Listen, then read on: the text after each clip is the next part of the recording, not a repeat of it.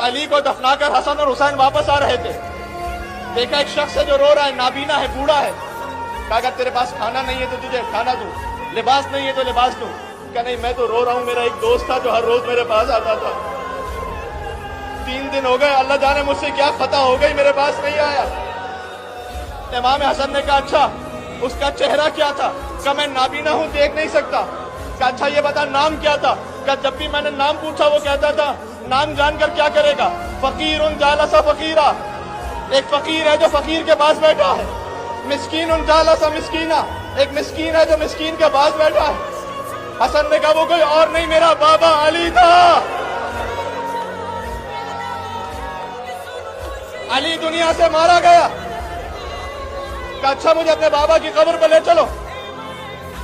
علی کی قبر پر یہ شخص پہنچا، کہتا ہے پروردگار جب تو نے میرے محسن کو اٹھا لیا مجھے جینا نہیں ہے. چیخ ماری، علی کی محبت میں رخصت ہو گیا. یہ تھا یتیموں کے دل میں علی کا پیار.